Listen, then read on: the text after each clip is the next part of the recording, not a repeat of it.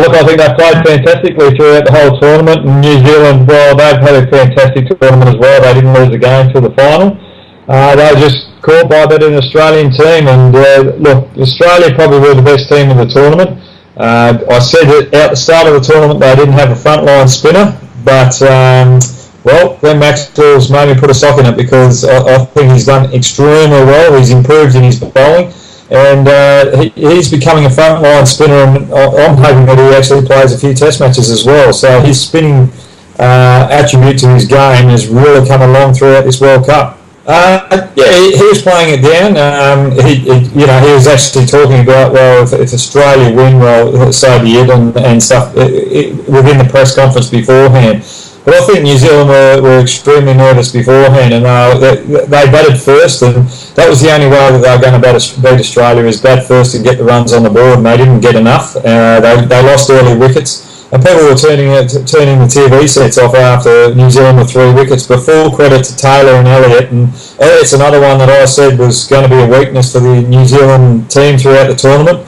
But he's proved that he's going to be a player of the future, a player that we're going to see a lot of in coming years. And he handled the pressure extremely well. And at the end of the tournament, he was probably the best of the New Zealand batters under the pump. So full credit to Elliott. But New Zealand, they played extremely well, but they just came under the firepower of Australia. Mitchell Starc and Mitchell Johnson bowling 150s plus. Hazelwood's up there with good pace as well. And then Australia with their bowling department had the 2 all-rounders in Faulkner with his variations. Watson can bowl a few overs, and Maxwell, who is becoming a frontline spinner. So they were really put under the pump early from Mitchell Starc, and then Faulkner in the power play overs as well got 2 early wickets. Well, it just shows that players don't have to have the perfect technique. Everyone was talking about his technique early on in his career, but he gets his head behind the ball. That's the main thing. You might not get your foot to the ball, but if you get your head behind the ball, you're still a huge chance, and you've got to have eyes behind the ball.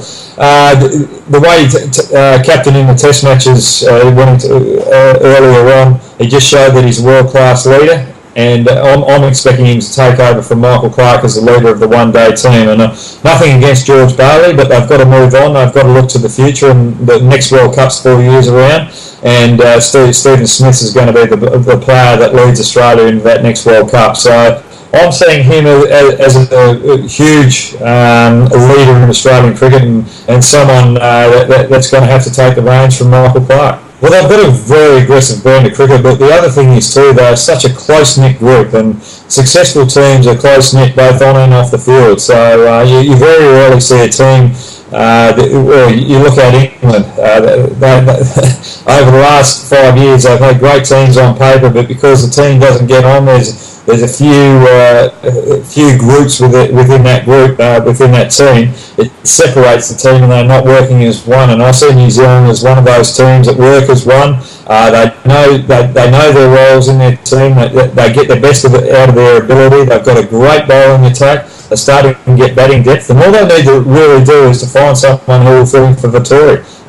So they just need to find a frontline spinner. And the other thing that they need to do is make sure now where they've got their game, they've probably got a lot of interest in cricket in New Zealand right now. They've got to make sure the international team works well, and now they've got to get into grassroots cricket and make sure they're developing future cricketers for New Zealand, because the way that they've performed in this World Cup, this is the time to jump on the bandwagon and make sure they're doing the right things at grassroots cricket and getting into those schools and getting the next heroes of New Zealand cricket.